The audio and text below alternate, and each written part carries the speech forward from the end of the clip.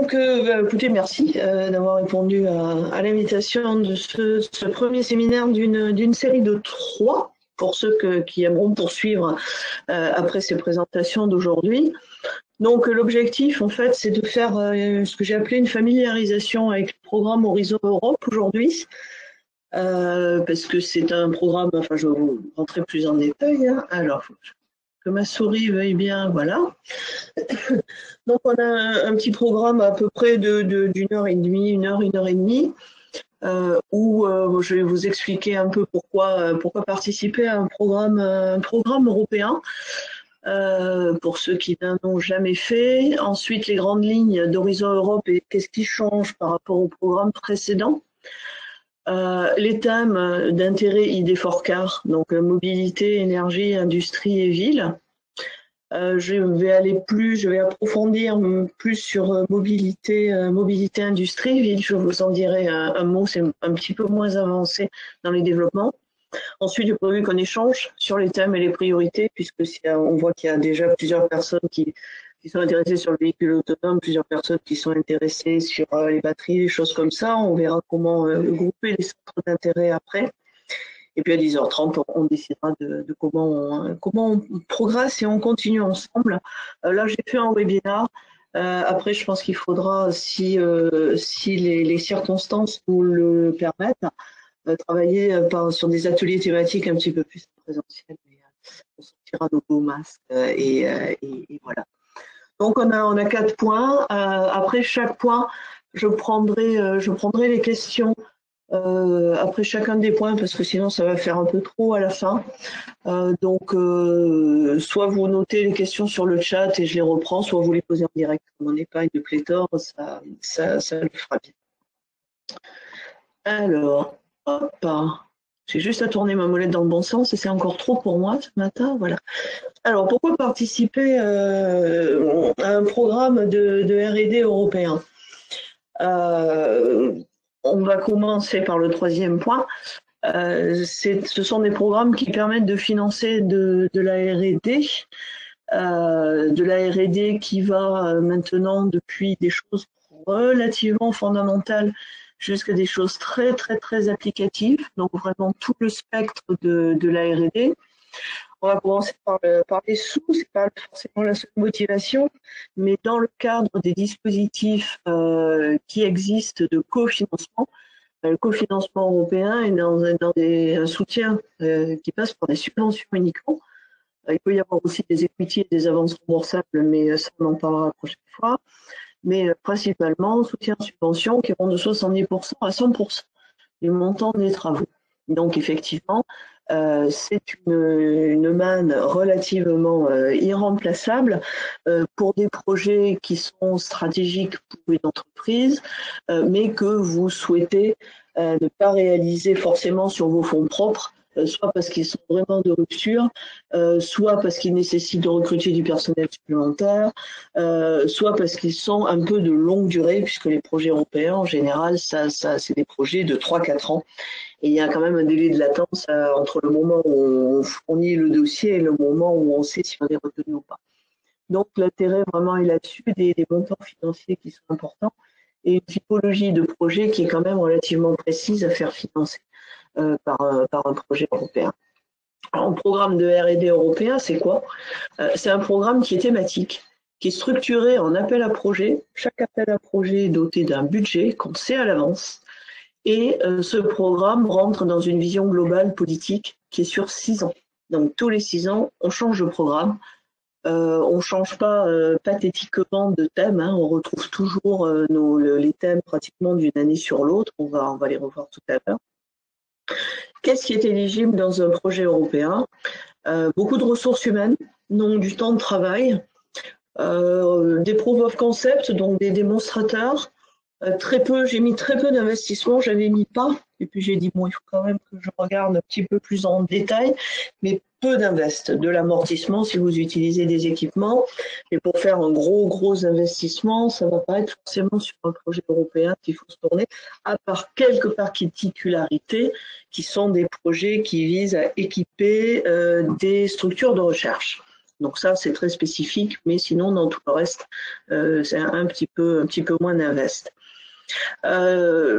Les projets européens financent la possibilité de faire des démonstrateurs de terrain de grande échelle. J'ai mis 2 terrains, soit si vous faites des voitures, ça va être des démonstrateurs de roulage, des choses comme ça. Ça peut être des démonstrateurs industriels, des types de grande échelle et pré-commerciaux. Donc, qui permettent quand même d'avoir une phase de validation pré-commerciale très intense et qui permet tout de même d'accélérer le passage de l'idée au marché. Évidemment, comme vous pouvez l'imaginer, j'ai très apprécié. En gros, c'est très, très, très apprécié. Et la concurrence est féroce, mais à des taux qui ne sont pas très élevés. Ça varie entre les projets. Ça dépend du nombre de projets soumis. Mais bon, on va dire entre 15 et 30%, c'est un maximum. D'où ma remarque précédente sur la nature de projet d'entreprise à faire financer par un projet européen. On tourne plus au concours qu'à l'appel à projet maintenant, mais si on le gagne, effectivement, c'est un petit peu jackpot. Hop, non, pas hop. Voilà. Donc, avant de se lancer, qu'est-ce qu'il faut savoir? Ce que je vous disais, choisir des projets à la fois structurants et bien étudier l'articulation avec la stratégie de l'entreprise. Les projets européens, de plus en plus, sont gros, avec des gros budgets, avec beaucoup de partenaires, avec beaucoup d'interactions avec des partenaires européens. Donc, on ne va pas faire financer n'importe quoi. On propose évidemment en amont, pour toute entreprise qui voudrait étudier la façon de se lancer dans un projet européen, on est à disposition, toute l'équipe d'idées Focar, en fonction si c'est plus mobilité, ça sera moi. Si c'est plus industrie business, ça sera Antoine Turgot que vous connaissez, ou Sergio, etc., pour étudier l'articulation avec la stratégie de l'entreprise. C'est un point important, ça prend pas longtemps, ça prend 2 heures, on appelle ça un diagnostic, très originellement, et on propose de le faire bien en amont, donc ça se rentre maintenant et le mois de décembre, pour vraiment bien choisir le sujet. Et taper au bon endroit pour que ça soit win-win pour votre entreprise, qu'elle soit grande ou qu'elle soit petite. La concurrence est forte, ça on en a déjà parlé. En même temps, si on ne se met jamais, on ne gagne jamais. Donc, bon, c'est pas, on en réussit des projets. Il faut démarrer très en amont, dès la publication des appels à projets. Donc là, les appels à projets seront officiellement publiés peut-être janvier-février prochain. Les budgets ne sont pas encore complètement votés parce que je vous expliquerai, le Covid est en train de taper dans le budget de la recherche. C'est pour ça qu'on est là aujourd'hui. Il n'est pas du tout irréaliste de commencer à travailler maintenant. Il faut aussi se rendre visible dans les forums européens pour que la Commission connaisse les gens qui vont faire partie des consortiums, qu'elle sache que ce sont des entreprises qui sont viables, qui ont pignon sur rue, qui sont intéressantes. Ça, on s'en occupe aussi puisqu'on a un réseau à Bruxelles qui est relativement important. Il y a ce volet communication. J'insiste sur ce point, monter un projet européen, ce n'est pas du travail perdu. Pourquoi? Parce que, on a réfléchi, on a travaillé une stratégie d'entreprise, donc ça ouvre des possibilités et ça permet parfois même d'avoir des prises de conscience sur les business models, sur certaines priorités. Et puis, quand ça ne fonctionne pas, on sait rebondir, on capitalise sur le réseau et les idées. Moi, j'ai 2 exemples. On a un exemple d'une entreprise qui fait des petits systèmes de mobilité. On a monté un projet avec eux qui n'est pas passé, mais avec les partenaires étrangers du projet, mais ils ont fait du business. Ils ont vendu leur système dans 4 villes qui étaient partenaires de ce projet qui n'a pas fonctionné. Donc pour eux, finalement, ils ont fait du business. Et j'ai un autre cas où un projet européen qui n'a pas fonctionné, on l'a repassé en bilatéral, en binational avec l'Allemagne, sur des financements de BPI. Donc c'est un petit peu moins intéressant, mais on sait rebondir. Donc même si c'est difficile, même s'il n'y en a pas beaucoup, franchement c'est rarement du boulot perdu. Et si c'est du boulot perdu, c'est qu'on n'a pas préparé suffisamment en amont et qu'on n'a pas fait notre boulot, donc on évite. Ce qu'il faut savoir aussi, c'est qu'il faut avoir du temps. parce que c'est des dossiers qui sont redoutablement précis à monter. Ça se joue, c'est sur 15 points et ça peut se jouer à 0,1, 0,2. Souvent, il y a 4-5 dossiers qui sont excellents, il faut en choisir 2.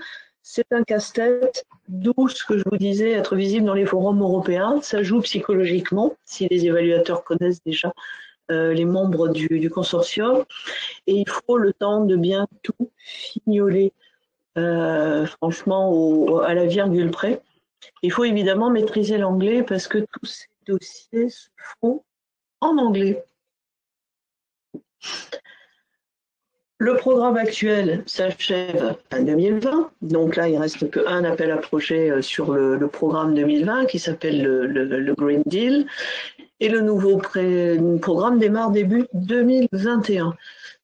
On a comme tout le monde un retard à l'allumage dû au Covid qui a un double impact, un retard on va dire temporel, puisque normalement on aurait dû avoir les premiers appels à projets adoptés, votés là, en fin d'année, début d'an prochain, et un budget de 100 milliards qui s'est replié sur 80 milliards d'euros pour tout le programme, ce qui laisse quand même de la marge, puisque les deux pôles principaux, mobilité, industrie, énergie, qui nous intéressent, sont peu affectés par cette baisse. Donc, on va avoir un démarrage des appels à projets qui devrait être vers le mois de mars. Mais comme je vous le disais, je ferme la porte, une préparation à débuter dès que possible. Moi, j'ai déjà des partenaires potentiels qui se sont manifestés pour monter des projets avec ID4CAR et ses membres, puisqu'on a un vaste réseau, donc on est bien dans les temps. Alors, comment on va fonctionner? On a la première séance aujourd'hui où c'est moi qui vais vous assommer avec beaucoup de données. Je vous enverrai ensuite la présentation et les textes des appels à projets, énergie, mobilité et industrie, les textes à peu près complets. Donc, on pourra faire du travail ensuite en bilatéral. Une session, la prochaine session le 22 octobre, puis une en novembre, où là, on se consacrera un petit peu plus à ce que j'ai appelé l'émergence de projets. C'est-à-dire qu'on verra si on a des groupements thématiques et d'intérêts qui se dessinent. Bon, un groupe véhicule autonome, un groupe batterie, etc. Et on prendra les appels à projets, on creusera bien pour voir auxquels on veut répondre, avec qui, etc., etc. Donc, on saura se mettre en ordre de bataille. En sachant que ces séances d'émergence, elles peuvent aussi servir à répondre à des appels nationaux, puisqu'en même temps, il y a les PSPC, il y a les projets ADEME, etc. Donc, ça peut être multi-réponse, multi-appel. Voilà, est-ce qu'à ce stade-là, sur les grandes lignes, vous avez d'ores et déjà des questions ou des incompréhensions? Oui, moi, je vous ai juste demandé, les forums européens, est-ce que vous pourriez donner un exemple? Parce que j'avoue que je ne vois pas exactement ce que c'est. Un forum européen. Alors, forum européen, il y a deux sortes de ce que j'ai appelé un forum, deux sortes d'organisations. Je vais prendre un exemple, ça va être plus simple. On veut faire un projet sur les véhicules autonomes. On a à Bruxelles une organisation des constructeurs automobiles, ACA et ECAR, et une organisation des OEM qui s'appelle FLEPA.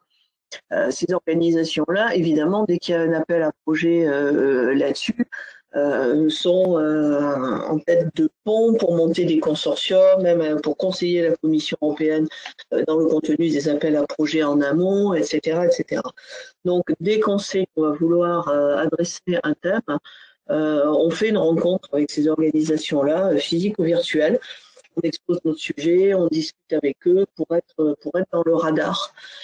Et on rencontre des personnes de la Commission européenne qui sont responsables de ces sujets pour leur présenter nos idées et pour là aussi faire de la visibilité. Je vous parlerai après des partenariats européens. La Commission soutient la création de partenariats publics-privés sur des sujets clés, dont le véhicule autonome, dont le véhicule électrique, dont les batteries et dont l'industrie du futur. Ce sont des grandes entreprises et des grands partenaires qui se mettent ensemble pour cofinancer des programmes de recherche avec la Commission. Il est évident que si on veut travailler et réussir sur le véhicule autonome, il faut se rapprocher du partenariat qui s'appelle CCAM, véhicule autonome, pour là aussi être connu, être repéré. Donc, on les suit de très très près. Donc voilà, ce sont soit ces grandes organisations professionnelles, soit des groupes de travail gérés par la Commission, soit les partenariats publics-privés ou des organisations de villes et de régions si on travaille sur la ville. Donc voilà ce que j'ai appelé génériquement les forums. Merci. Est-ce qu'il y a d'autres questions sur le début? Non, c'est bon? Ok. Alors, les grandes lignes d'Horizon Europe. Donc, le dernier s'appelait H2020, Horizon 2020. Et là, c'est Horizon Europe. Donc, les objectifs généraux du programme sont relativement classiques. Renforcer les bases scientifiques et technologiques de l'Union, stimuler la compétitivité, y compris celle de son industrie, concrétiser les priorités politiques stratégiques de l'Union et contribuer à répondre à des problématiques mondiales, dont les objectifs de développement durable. Donc le programme souhaite ancrer plus profondément et concrètement la recherche et l'innovation dans un contexte marqué par des défis sociétaux et européens. Pourquoi je vous ai mis ça? Vous allez me dire blablabla, mais non, pas du tout. Dans chaque projet européen, il faut argumenter de son impact. Les 4 points qu'il y a là, il faudra les garder en tête en permanence quand on rédigera des chapitres sur l'impact. Donc il faudra bien argumenter le fait que les bases scientifiques sont renforcées, la compétitivité, reprendre les priorités stratégiques de l'Union et démontrer de quelle manière les projets qu'on fait s'inscrivent dedans, etc., etc. Donc c'est pour ça que vous gardez ce petit paragraphe-là en tête quand on construit un projet. Horizon Europe a 4 piliers.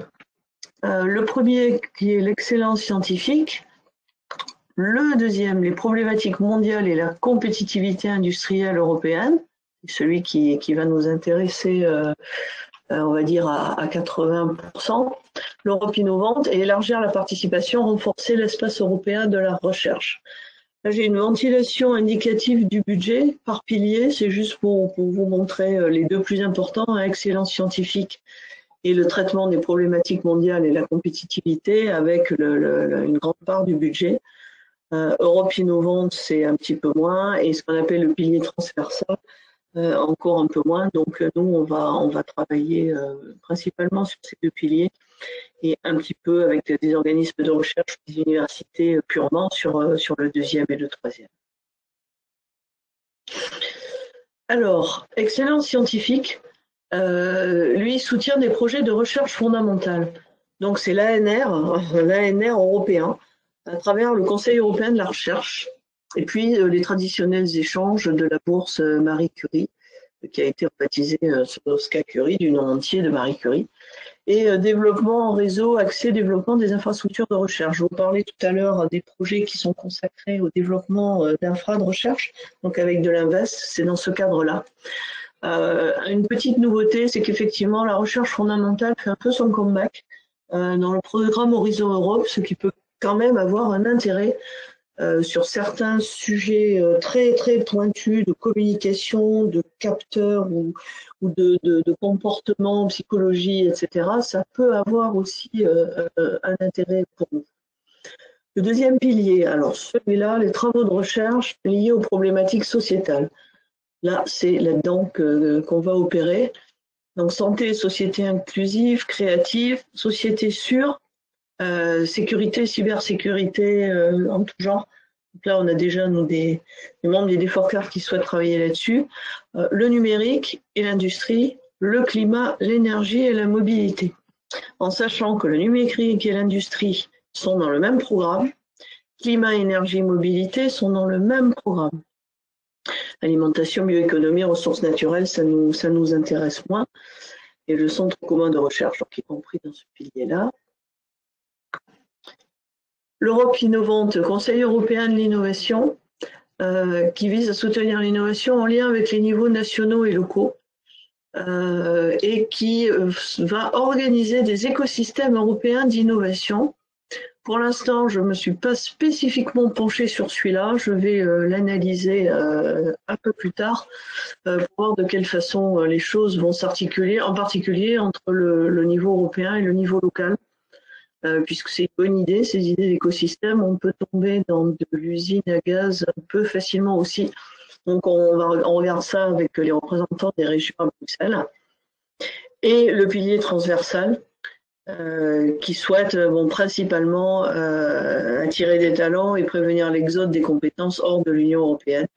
Il va aussi concerner beaucoup les universités et les chercheurs. Là aussi, une petite nouveauté qui est l'ouverture de la recherche.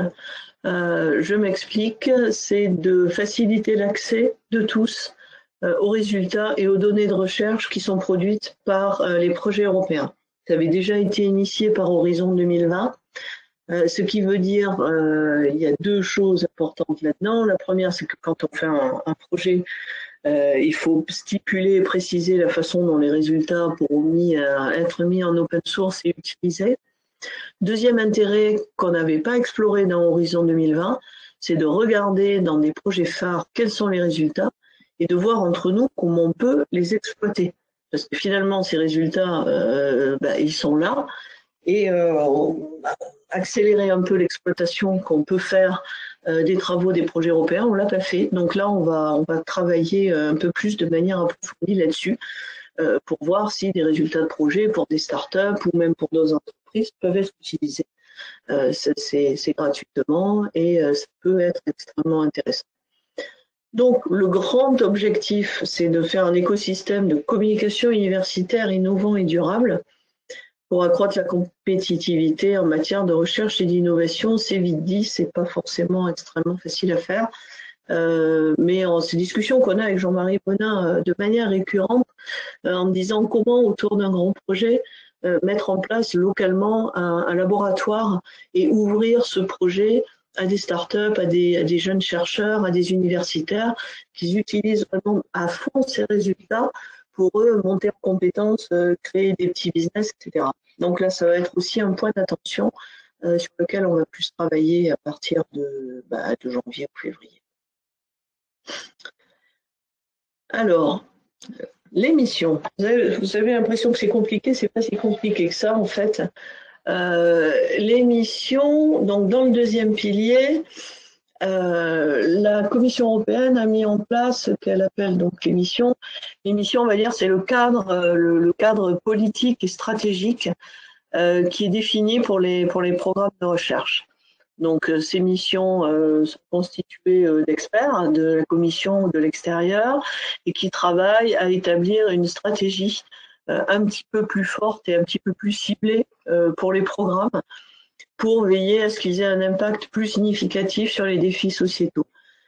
C'est-à-dire qu'on passe, j'ai connu l'époque où il y avait quand même pas mal de résultats de projets européens qui restaient sur étagère.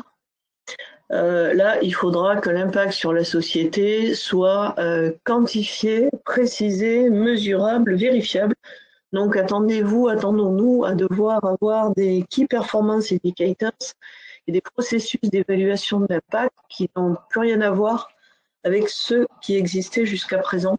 La même chose pour l'exploitation business, tout ce qui est exploitation, dissémination.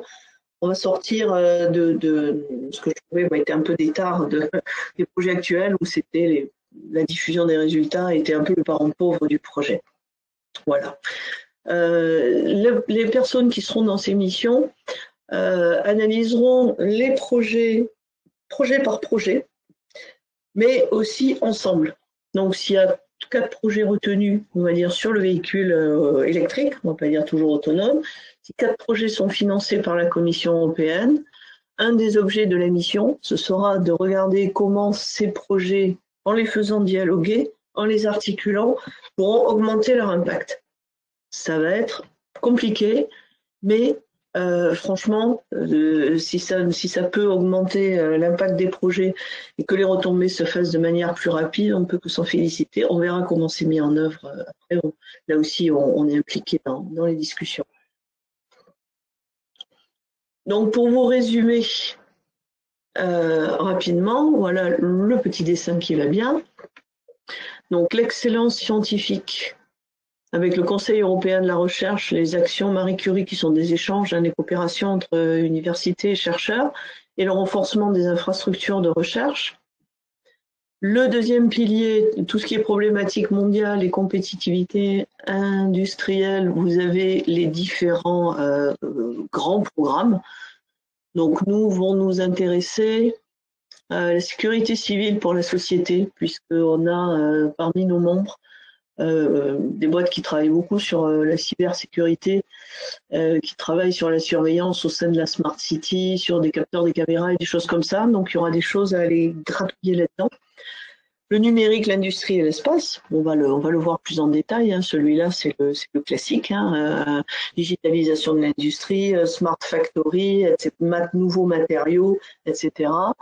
Climat, énergie et mobilité. Là, on a les véhicules autonomes, les véhicules électriques, la mobilité, tout un chapitre sur les batteries.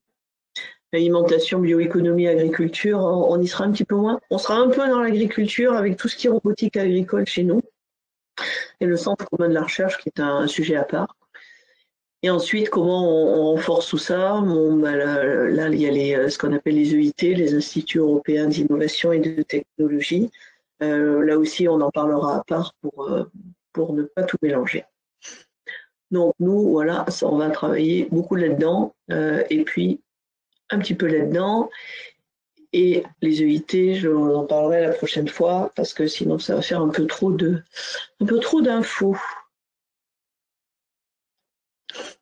Qu'est-ce qui est nouveau? Je vais vous parler des partenariats. Les partenariats, c'est pas nouveau, il y en avait déjà dans le programme Horizon 2020, en particulier un partenariat sur l'hydrogène, qui est donc c'est une collègue de Michelin qui en est la présidente, qui est très active. Donc ces partenariats, je vous le disais, ce sont des associations en fait, européennes et pan-européennes et parfois même avec des membres hors Europe, qui s'emparent d'un sujet précis, qui mettent ensemble des industriels et des organismes de recherche, grands ou petits d'ailleurs, pour définir une stratégie et un plan de travail sur 6 ans sur ces sujets précis, en partenariat avec la Commission européenne. Et la Commission européenne, en plus de ses programmes de recherche classiques, d'appel à projets, cofinance ces partenariats en leur donnant des ressources pour qu'ils fassent des appels à projets qui leur sont propres. On a eu plusieurs projets dans le cadre de partenariats dans le dernier programme cadre. Donc là aussi, ça fait partie des endroits où il est intéressant d'être actif. On proposera une stratégie au niveau d'idées Forecast là-dessus. Il y a 3 différents types de partenariats. Pour ceux que ça intéresse, je leur enverrai toutes les infos. Vous avez le principe général et surtout les 4 partenariats intéressants. Les véhicules électriques qui s'appellent To Zero Emission. Les véhicules autonomes et connectés, on ne va pas les oublier non plus, et les ITS, etc. L'hydrogène, donc Clean Energy, et Made in Europe. Alors là, celui-là, il est clair hein, dans son intitulé Made in Europe, l'industrie. Il y en a d'autres. La Commission va choisir incessamment sous peu lesquels elle va cofinancer et sélectionner. Ça m'étonnerait bien que ces 4-là ne le soient pas, parce que ça fait 1 an qu'on travaille dessus. Donc voilà. Là-dedans, il y a des entreprises, il y a nos constructeurs automobiles, il y a Michelin, il y a EDF, il y a des membres d'Idées Forecast qui sont très présents. J'imagine que Valeo, vous êtes très présents aussi. Donc on fera avec l'Interpol Auto et des Forecast et des Interpol Auto, on fera des petits groupes de partenaires français dans ces partenariats pour ajuster notre stratégie et avoir l'impact le plus important possible. Pour ceux que ça intéresse ou qui veulent, qui ont curiosité par rapport à ça, on a des notes. On a un représentant à Bruxelles qui nous a fait des notes explicatives sur l'ensemble de ces partenariats. Donc, s'il y en a qui les souhaitent, vous nous le dites et on vous les enverra et on peut vous expliquer un peu plus en détail les tenants et les aboutissants. Donc, à ce niveau-là, sur l'architecture globale du programme, qu'est-ce qu'il faut retenir? Il faut retenir qu'il y aura les classiques appels à projets, que sur les thèmes, les grands thèmes qui nous intéressent sont quand même largement repris. L'État français est extrêmement actif et très proactif pour faire passer des demandes spécifiques, faire rentrer d'autres thèmes, les prioriser. Donc là, on a un relais qui est relativement fiable. Et c'est des histoires de partenariat qu'il faut garder à l'œil, parce que ça va être un volet quand même important de la mise en œuvre du programme Horizon 2020. Donc on aura une stratégie ID4CAR et pôle mobilité précise dans ce domaine. Donc là aussi, est-ce que vous avez des remarques, des questions, des choses comme ça? Je l'ai présenté un peu en détail parce que, comme je vous disais, la philosophie du programme devra transparaître quand on fera des réponses. Donc c'est bon de savoir un peu les tenants et les aboutissants que la commission a en tête. Hop. Alors j'ai un petit mot. Je veux bien les notes explicatives sur les partenariats, notamment sur le CCAM, dit Jean-Marie. Ben, avec plaisir. Je te les envoie en début de semaine. Je les retélécharge et je te les envoie. Est-ce qu'il y en a parmi vous qui connaissent plus ces partenariats ou qui savent qu'ils sont déjà impliqués dedans ou pas à ce niveau?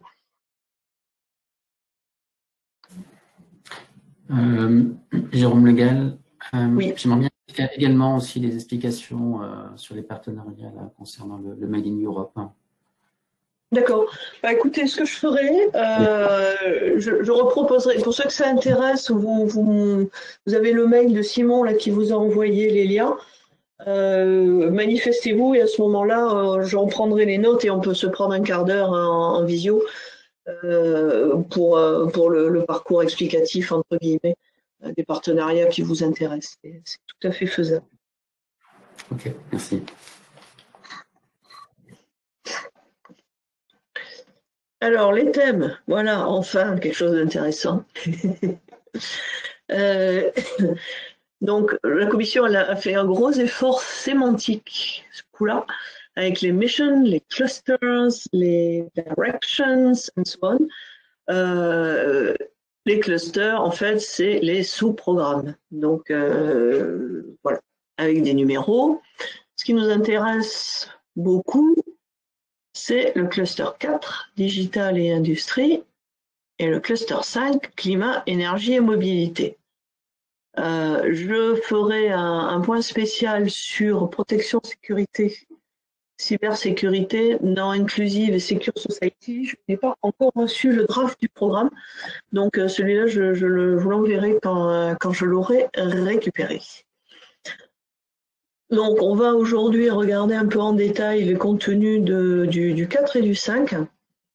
Alors, dans le digital industry, les technologies, les matériaux, Internet nouvelle génération, industrie circulaire, espace, avec des focus sur l'intelligence artificielle et la robotique, l'advanced computing et le big data, et tout ce qui est émissions, low carbone et industrie propre. Ça, ce sont vraiment les grands mots-clés. Pour climat, énergie et mobilité, les sciences du climat. Les sciences du climat, pour ceux qui font du GPS, des positionnements, des choses comme ça, il peut y avoir un intérêt. Les systèmes d'énergie et les grids, on a chez nous EDF et Enedis. Un dessin, on est là-dessus avec eux. La communication et les villes, important. On a souhaité vraiment qu'il reste un sujet Smart Cities ou ville durable. Je vous expliquerai un peu comment il va fonctionner. La compétitivité industrielle dans les transports, donc ça c'est important aussi, qu'il n'y ait pas que des applications, mais qu'il y ait aussi un volet industrialisation dans les transports, parce que c'est bien sympa de faire des tas de petits véhicules ou de gros véhicules, d'investir de l'argent européen pour les définir, et puis après si c'est pour aller les fabriquer dans d'autres pays, il y a une petite partie de l'impact qui échappe, hein, mais ça vous avez bien remarqué qu'en ce moment, aussi bien de l'État français que de l'Europe, on est sur de la relocalisation, à savoir ce qui sera possible de faire et comment, on verra, on apprendra en marchant. Et la mobilité intelligente, là, on est dans tout ce qui est les sujets Lacroix, les sujets véhicules autonomes, etc., etc. Avec évidemment fourniture d'énergie, ça devient un sujet. Juste pour vous inquiéter, en plus du Covid, en discutant avec les grands tenants des réseaux, on s'interroge quand même sur la fourniture d'électricité à terme, avec des fermetures de centrales nucléaires, des relais qui ne sont pas forcément assurés. Donc la fourniture d'énergie, le stockage, ça va être un sujet. Et c'est un sujet dans lequel il y a des sous-sujets de cybersécurité, d'intelligence artificielle et de choses comme ça. Donc avec EDF et Enedis, on est très attentifs, et RTE, très attentifs à ce sujet. Et il risque d'y avoir besoin de briques technologiques qui existent dans d'autres secteurs, automobiles, comme pour travailler là-dessus. Buildings, je vais dire, c'est pas chez nous, mais Industrial Facilities in Energy Transition. Comment on assure la transition énergétique au niveau des usines, au niveau industriel. Un sujet qu'on évoque avec PSA, on avait commencé à monter un projet européen l'an dernier là-dessus, donc là aussi c'est relativement important. Clean Transport and Mobility, ça c'est le cœur du réacteur d'IDFORCAR, tout ce qui est transport propre, mobilité. Alors on avait demandé ce qui est Intelligent Mobility, bon c'est mobility, mais évidemment c'est la mobilité plutôt propre et intelligente. Et le stockage d'énergie, qui là aussi, je vous ai expliqué pourquoi il y a 2 minutes, qui devient un sujet, un hot topic. Donc voilà un petit peu les choses de ces deux clusters, les thèmes de ces deux clusters. Juste pour mémoire, il y a 2 autres mécanismes. L'accélérateur EIC, il est pour les PME et les grosses startups. C'est en fait un mécanisme qui permet d'aller plus rapidement sur le marché. C'était ce qu'on appelait les instruments PME, jusqu'à il y a 1 an et demi, 2 ans. On a plusieurs de nos PME qui ont réussi ces projets-là. C'est des subventions de 2,5 millions d'euros. Une fois qu'on a des produits qui sont à un stade, un TRL, un niveau de maturité avancé, pour les porter sur les marchés, notamment les marchés internationaux. C'est très sélectif, mais c'est pas infaisable. Et c'est intéressant en stratégie commerciale, mais c'est PME et PME grosses startups. Ce qu'on appelle les EIT. Les EIT, pour aller vite, il y a 2 volets. Il y a un volet recherche doctorale, et un volet qui est aussi un volet accélérateur, où l'EIT fournit un pourcentage calculé sur les recettes qu'on a de projets européens, pour s'emparer d'un produit ou d'une technologie spéciale issue de projets déjà faits, et pour là aussi accélérer la mise sur le marché. Je résume horriblement pour ceux qui connaissent en détail, c'est un peu barbare, mais c'est pour vous résumer qu'il y a, là on fait de la recherche, on a des résultats, là on accélère pour les PME, et là on accélère pour tout le monde. IDFORCAR est membre, on est membre du conseil d'administration de l'EIT Digital et membre partenaire de projet de l'EIT Mobilité. Là aussi, on fera une petite session là-dessus quand on aura les appels à projets. Les partenariats, j'en ai parlé. Donc, je vérifie l'heure, dans 10h moins 10, c'est tout bon. Alors, qu'est-ce qu'il y a dedans?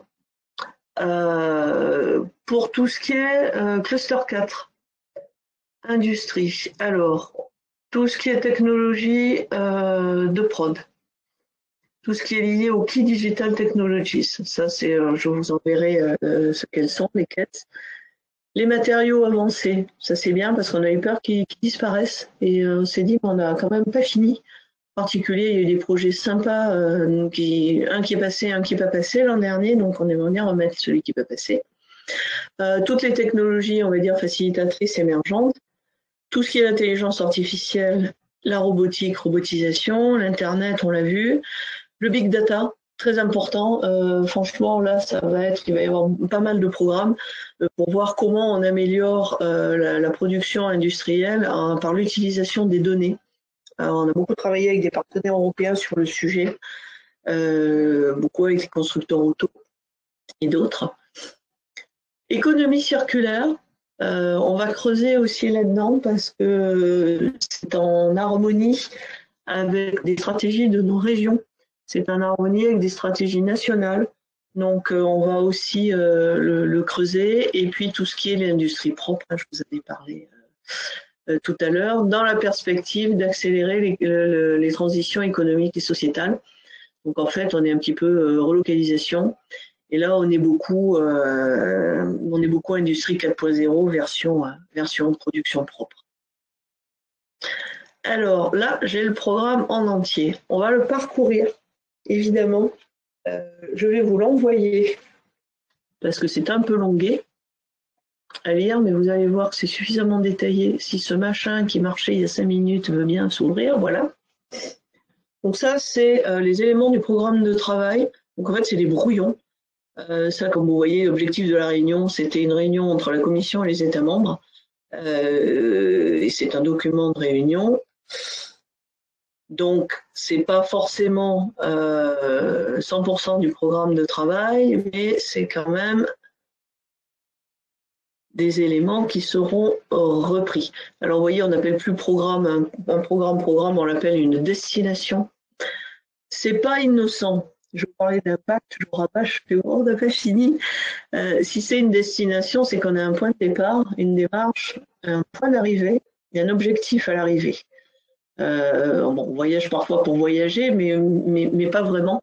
Donc, ça veut dire que quand on construira les programmes, vraiment, c'est ce qu'ils vont délivrer pour la société à l'arrivée qui sera extrêmement important. Bon, là, on a beaucoup d'espace.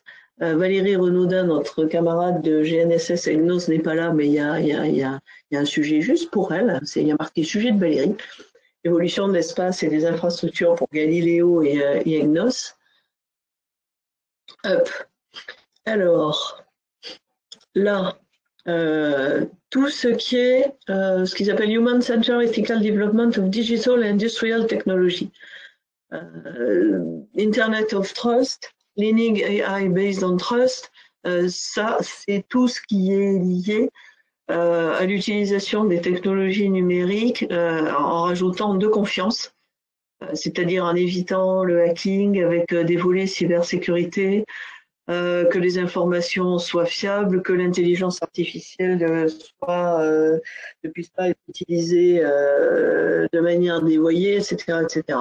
Carival, peut-être on regardera dedans parce qu'il y a probablement des choses à aller explorer. Tout ce qui est formation de la force de travail et lutter contre l'illettrisme numérique, sujet important aussi. Hop. Donc là-dessus, on a un peu tout ce qui est impact du programme. Et là, vous avez le détail. Donc, je vous l'enverrai. On va pas rentrer. Donc, climate neutral industry value chain, circular economy, climate neutral digital system et infrastructure. Donc là, c'est tout ce qui est autour de la data. Tout ce qui est les processus production and manufacturing process, digitization, new business model, advanced material and technology, switch to decarbonation in emitting industrial sector. Donc tout ce qui est industrie 4.0 avec les nouveaux matériaux et les choses comme ça, nouveaux matériaux et nouveaux process industriels vers la réduction des émissions et en utilisant des technologies digitales.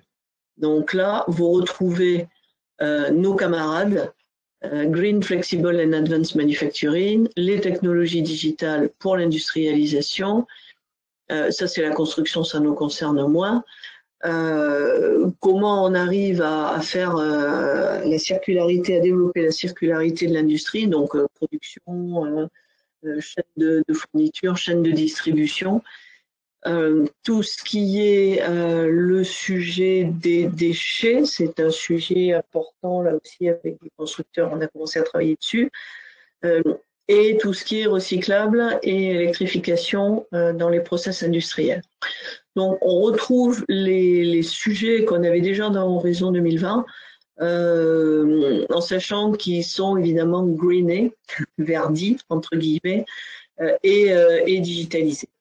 Mais il n'y a pas trop de surprises, on retrouvera des sujets sur les gens que l'industrie 4.0, Smart Manufacturing intéresse.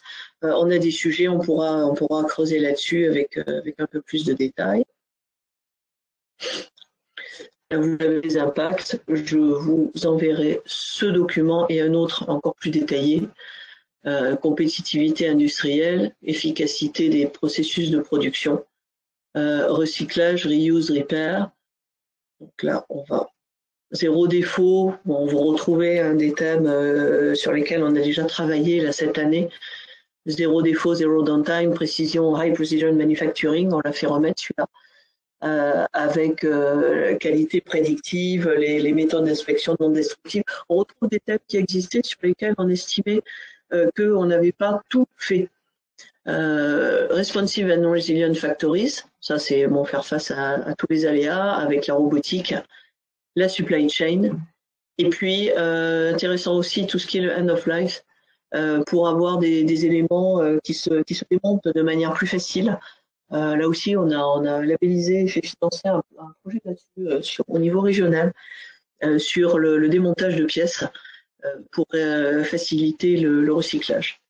Et puis, là, c'est l'économie circulaire. Ça, je pense qu'on se fera un petit séminaire juste là-dessus quand on aura tous les détails. Hop là. L'impact green, c'est un document de travail, hein, donc il y a des choses qui sont un peu amusantes, mais là c'est vraiment clair, il faut que tout ça soit green, c'est un peu normal, on ne va pas faire des industries polluantes exprès. Donc là vous avez les détails, hein, digitalisation, le leadership européen sur l'industrie manufacturière, productivité du travail, capacité à innover, c'est intéressant, c'était sorti ça, l'industrie manufacturière et les productions grande série masse, elles étaient sorties du scope des projets de la Commission. Elles ont été réintroduites. Je ne vous dirai pas que la France, l'Allemagne, l'Espagne et l'Italie ont bien insisté là-dessus. Heureusement, parce que ça réouvre des possibilités de projets pour les secteurs industriels qui étaient un peu moins bien servis. Les supply chains, on en a parlé. La cobotique, sujet traditionnel aussi. Donc voilà un petit peu pour tout ce qui est... je vous passe rapidement, je n'ai pas trop vite pour ne pas vous donner la nausée. La circularité, on en a parlé. Donc voilà, vous avez un peu les sujets phares, en sachant qu'il y a aussi un sujet nouveaux matériaux qui existe aussi. Donc je vais fermer, hop, descendre ça et fermer ce programme. Donc je vous enverrai le texte en entier et on regardera, vous pourrez le regarder et puis on verra ensemble les sujets sur lesquels vous avez un intérêt particulier pour creuser et commencer à réfléchir de manière très libre au type de projet qu'on pourrait développer là-dedans et avec qui, au niveau européen, etc. Mobilité, énergie. Ça commence fort, batterie.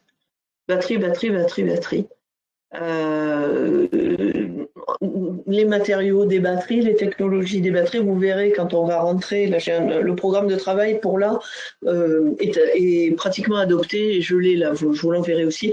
Sur les batteries, il y a peut-être 10 appels à projets. Donc on va être largement servi là-dessus. Les villes et les communautés, il y a un dispositif spécial où la Commission ouvre un concours pour sélectionner 120 villes en Europe qui s'engageront à être neutres climatiquement d'ici, il me semble que c'est 2030, mais c'est pas possible, c'est demain, on va dire 2030-2050.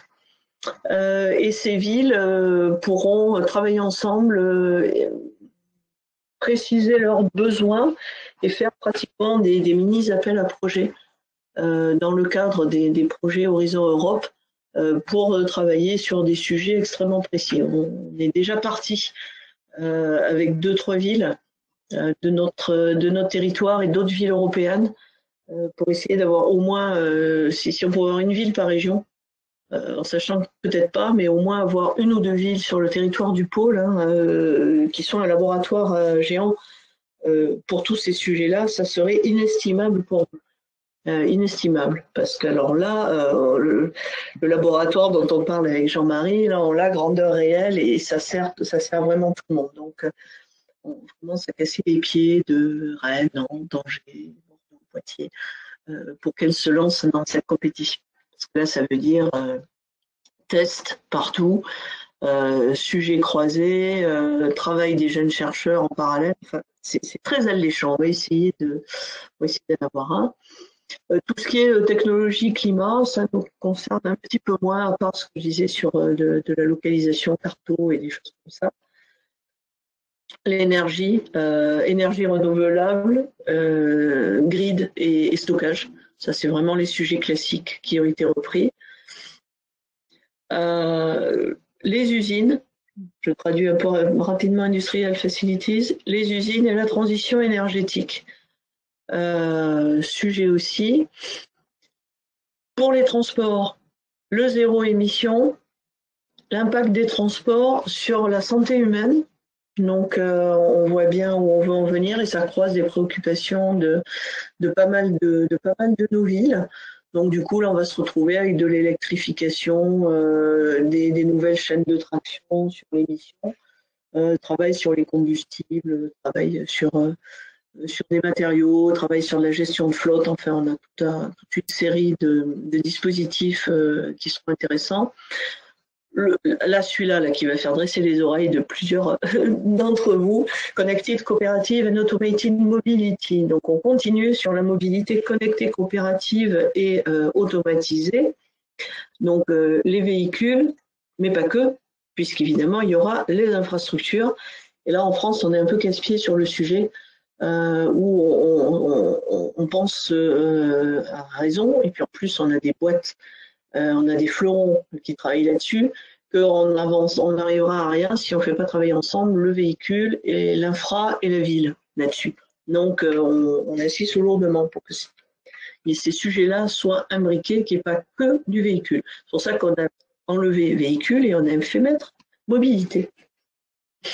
La multimodalité des transports pour les passagers et les biens. Là, il y a eu énormément de projets. On est un peu à un stade où on va faire un benchmarking des projets parce qu'il y en a eu tellement que on ne sait plus trop comment traiter ça. Mais bon, on va travailler dessus. La sécurité et la résilience. Là, on a des membres qui souhaitent intervenir là-dessus par mode et dans tous les modes. Donc là, on va avoir à la fois de la sécurité routière, un peu classique, donc qui recoupera un peu aussi le sujet mobilité automatique, comment on détecte les usagers vulnérables, mais aussi la sécurité, je l'appelle cyber un peu rapidement, la sécurité des usagers et la cybersécurité. Et la résilience, puisque c'est le sujet d'actualité, avec deux volets. Il y a le volet épidémique, bon, espérons qu'on s'en sera bientôt débarrassé, mais le volet du changement climatique qui nous attend au coin du bois de manière un peu importante. Hop là. Donc là, on va aussi, le texte complet, on va le balayer et puis il nous servira de support pour, s'il veut bien s'ouvrir, il va bien finir par s'ouvrir, voilà. Alors celui-là, il est long. Hop, il est complet. Il dit subject to changes, il n'y aura pas beaucoup de changements. Les seules choses qui manquent là-dedans, c'est les dates des appels à projets, c'est-à-dire ce qui va sortir en 2021, en 2022, 2023, etc. Donc, quels sont les appels qui vont sortir l'an prochain? La Commission européenne a demandé aux États d'exprimer des priorités. Donc, évidemment, nous, on va prendre les priorités, on va recommander les priorités qui nous intéressent, qui sont tous les sujets liés à la mobilité aux véhicules pour qu'il n'y ait pas trop de rupture entre ce qu'on est en train de faire et les prochaines étapes. Donc là, vous avez tous les appels qui sont prévus sur tous les sujets. Donc, hop, on va passer, voilà. Les batteries, je vous disais, ce qui aime bien la batterie, Voilà, BAT 01, on est de BAT 01 à BAT 16 ou 17 si mes souvenirs sont exacts, non, BAT 20. Donc, vous avez tout le détail de tout ce que la commission va ouvrir comme appel sur les batteries. Avec, si vous cliquez sur la page, vous avez une page et demie qui détaille les tenants et les aboutissants de chaque appel. Il n'y a pas encore les budgets, il n'y a pas encore les dates, mais on était assez content d'avoir cette chose détaillée là avec plusieurs mois d'avance, parce qu'il est clair que ça va permettre de se positionner de manière fine là-dessus. Les villes, les communautés et les villes. C'est bien qu'il y ait communautés parce que ça, on peut aussi travailler au niveau de villes moins importantes. Là aussi, vous avez tout. Les appels, et là aussi, il y en a un paquet. Alors là, on a les dates putatives, les 2021, 2021, 2021. Ça, c'est tout ce qui sortira, qui va sortir en février-mars. Et les 2022, c'est ceux qui sortiront l'an prochain. Ça peut changer. C'est pour ça que je vous disais qu'on n'a pas les dates exactes. Ça peut changer, mais ça devrait rester à peu près comme ça. Donc là, vous voyez les nouveaux services de mobilité. Le potentiel d'innovation des transports publics. Dans les transports publics, vous savez comme moi qu'il est arrivé des petits malheurs pendant le Covid. Donc la commission prend cette action pour qu'ils redeviennent un peu la colonne vertébrale des transports urbains. L'analyse des changements, l'analyse des changements de comportement. Hop. Les villes à zéro pollution, les personnes avec disabilities. C'est très politique, hein, vous voyez, vous balancing between smart, traditional and nature-based solutions, the right of persons with disabilities. Ce changement, je vous disais sémantique, mais politique, on le ressent dans les intitulés. Donc il faudra nous être suffisamment malins pour le refléter. Donc là, je vous passe aussi les technologies émergentes pour des transports et des systèmes énergie propres. Donc là, on est bien parce qu'on est sur des choses un peu en amont. Donc là aussi, on va avoir de chaînes de traction, des choses comme ça, la capture. Hop. La fourniture d'énergie, là aussi, rétrofitting des usines pour la production de biofuel, le méthane, etc., etc. Les installations thermiques, là, ça va intéresser PSA, la Zero Emission Power Plant. Donc là aussi, sur tout ce qui est l'usine en tant que telle, vous voyez un peu le montant de budget et le montant de programmes qui vont être consacrés. Les grids, ça nous concerne moins. Là, tout ce qui est l'utilisation de l'énergie, Industrial Facilities, on en a parlé. Hein. Donc là, c'est comment on travaille sur la transition, donc sur le travail à haute température, à basse température, les applications industrielles, heat to power, donc comment on récupère la chaleur, etc. Zero emission transport. Hop, véhicule électrique, véhicule électrique, véhicule électrique. Là aussi, on a de quoi s'amuser. Et vous voyez, c'est précis. Le powertrain, les composants, le smart charging statique, donc induction, des choses comme ça, et l'intégration dans le grid. Des projets pilotes, enfin, c'est plus précis que les appels précédents, donc c'est pas plus mal parce que ça vous permet de trouver vraiment un appel qui est un petit peu plus adapté à ce que vous faites. Le transport, vous avez même les transports non terrestres. Hop, Smart Mobility Service.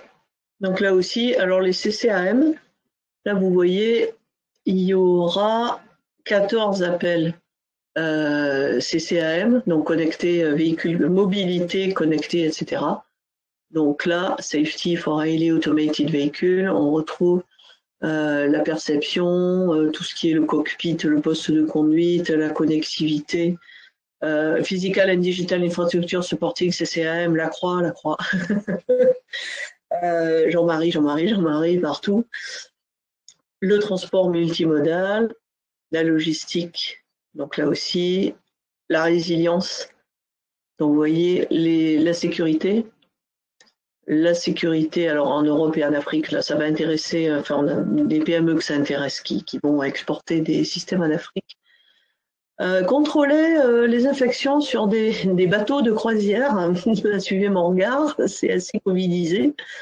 Il y a beaucoup sur tout ce qui est aéro.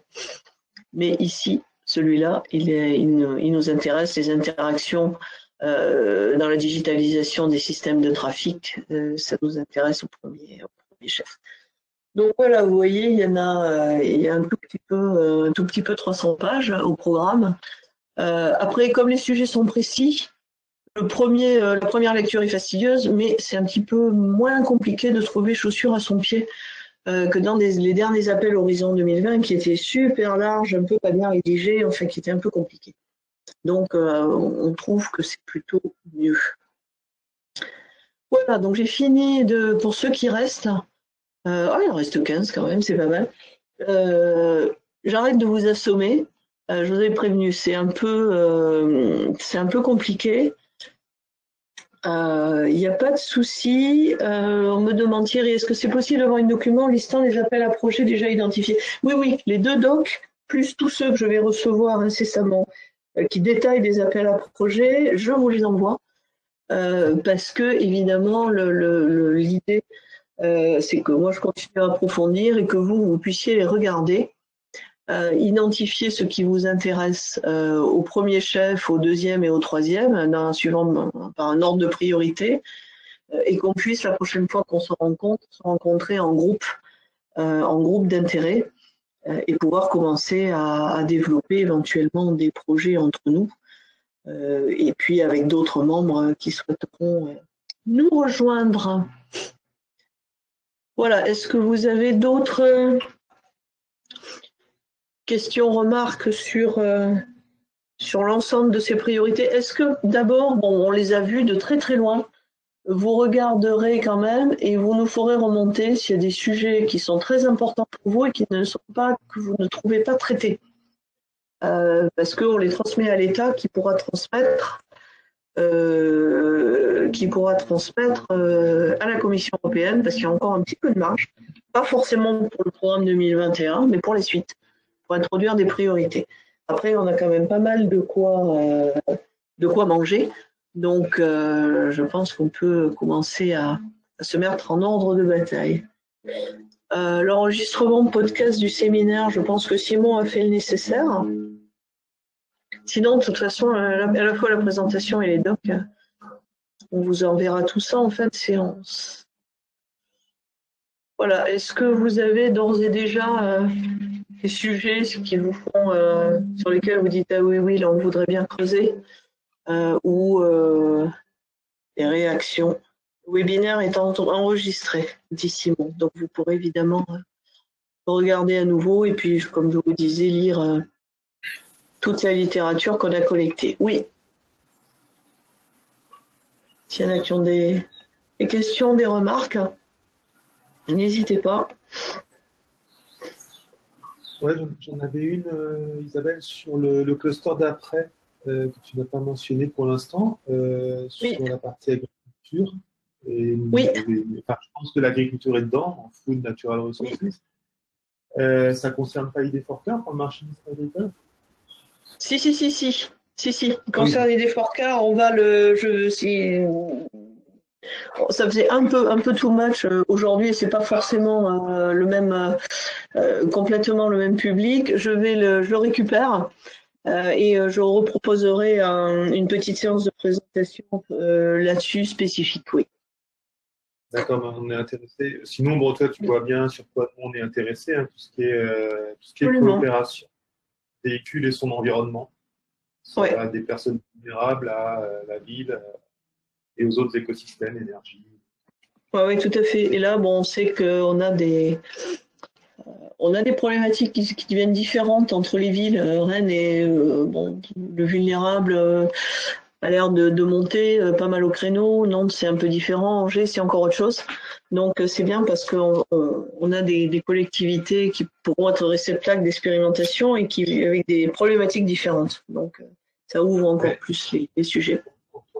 Ouais, pour ton information, on est en collaboration avec l'INPARITech, le labo de robotique. Ouais. Donc, c'est eux, ils étaient avec Inovia pour toutes les navettes autonomes à l'origine. Oui. C'est l'Amérique. Et maintenant, ils travaillent beaucoup sur la compréhension de la scène, la vision sur l'IA pour le véhicule autonome. Oui. Notamment côté infrastructure, avec notre impulsion. Et ça pourrait faire un bon début de consortium via l'Europe. Oui, tout à fait. Oui, tout à fait. Là, on travaille, nous, avec VDCom aussi sur qui est un peu le Master of Ceremony des expérimentations. Donc là, mais là-dessus, il faudra aller vraiment, on va aller vite. Hein, enfin, j'ai prévu la séance le 22 octobre, mais on fera peut-être des séances avant parce qu'évidemment, ça va bouger, se positionner à toute vitesse. Ok.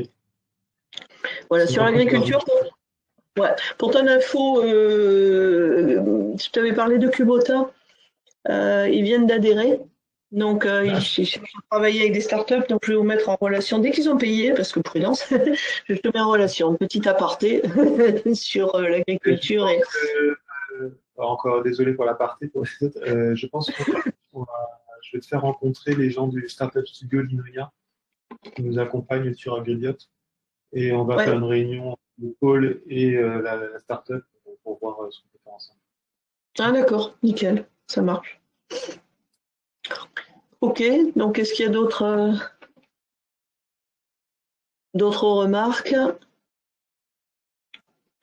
Hop. Non, pas spécialement. Donc, moi, je vais vous envoyer, enfin, c'est Simon, en fait, qui va vous envoyer. En fait, il vous enverra le lien quand il sera disponible. On fera un envoi avec le lien du replay, avec les programmes de travail, ceux-là, et en fin de semaine, je vais essayer de récupérer plus de détails sur l'industrie. Et puis des éléments sur l'agriculture et sur ce que je vous disais, safety, security, etc. Pour envoyer à vous et à d'autres qui n'ont pas pu participer, qui se sont manifestés. On va regarder ce qui peut vous intéresser. Si vous avez des idées propres qui ne transparaissent pas dans le programme de travail, moi ça m'intéresse aussi. Parce que dans chaque programme, il y a des lots, il peut y avoir des sous-sujets qui apparaissent pas forcément dans les appels, mais qui peuvent être intéressés à des programmes. Donc, toute idée que ça vous inspire, vous nous l'envoyez par mail. Et puis, en fonction des intérêts, je pense qu'on a déjà un groupe véhicule, enfin, CCAM, et on va avoir un groupe batterie, hein, parce qu'il y en a au moins 2 ou 3 qui n'étaient pas là ce matin, mais je sais qu'ils sont intéressés. Donc, groupe batterie, c'est sûr. Smart manufacturing et clean manufacturing, c'est sûr, parce qu'on a d'ores et déjà des demandes. Donc, sur ces 3-là, on est sûr. Et sur tout ce qui est surveillance, sécurité, résilience, etc. aussi, puisque pour ne pas les citer, on a Canon CRF qui est membre chez nous et qui a déjà exprimé sa volonté de monter des projets dans ce volet-là. Donc ça, je vous le mettrai dans le mail aussi, les sujets sur lesquels on a déjà la certitude qu'on aura des membres qui émergent. Et après, libre à vous, open bar, pour vous y raccrocher, et puis qu'on commence à travailler en petit atelier. J'espère qu'on pourra le faire avec un café et un croissant ou autre chose. Ça sera quand même un peu plus interactif, parce que là, je sais, c'est assommant les webinars au bout d'un moment. Mais bon, ça permet d'introduire le sujet. J'avais peut-être une autre question. On n'a pas abordé la manière d'impliquer les partenariats hors Europe. Est-ce qu'il y a, comme dans le programme précédent, je n'ai peut-être pas l'info comme ça sous la main, mais ce serait peut-être intéressant de regarder, par exemple, le Canada, l'Australie, Singapour, des gens comme ça avec qui on a déjà travaillé. Est-ce que l'Europe est intéressée par ces partenariats? Oui, puisque c'était même quand on travaillait sur les projets véhicules autonomes, il fallait absolument avoir un partenariat avec les USA. Nous, on avait travaillé avec Ann Arbor, qui est un gros site de test aux États-Unis. Je sais que le Canada, ça reste. Australie, Nouvelle-Zélande, je ne sais pas. Les États-Unis, bah bon, oui, en principe. Après, à voir si ça tourne un peu au vinaigre ou pas avec les États-Unis. Mais ça reste une priorité. Nous, on est très attachés à continuer à travailler avec le Canada parce qu'on a eu des gros succès en fait de coopération. Donc, ça reste. Alors après, est-ce que ça fera partie des appels à projets avec un volet obligatoire de coopération transatlantique? Je ne sais même pas si c'est tranché. Mais ça reste, puisque c'est inscrit de manière politique. Hein, pour l'instant, c'est pas du tout remis en cause, bien qu'il y ait de la primauté européenne, etc., etc. Mais je pense que sur certains sujets, il y avait plusieurs manières. Il y a les partenariats où les gens peuvent directement participer au projet et être financés. La Suisse, par exemple. Oui. Peut-être là, le cas. L'Angleterre sera peut-être dans ce cas-là. Ouais, bah là, ça voilà, c'est les États-Unis, Angleterre. Je vais poser la question. Oui, il y a la zone Afrique du Nord maintenant qui est dans ce cas-là, c'est un partenariat. Oui. Mais après, il y a des pays qui peuvent participer, ça fait un plus pour le projet, mais ils ne sont pas financés, mais de leur côté, c'est ça. Et puis, après, on peut afficher des partenariats comme on veut.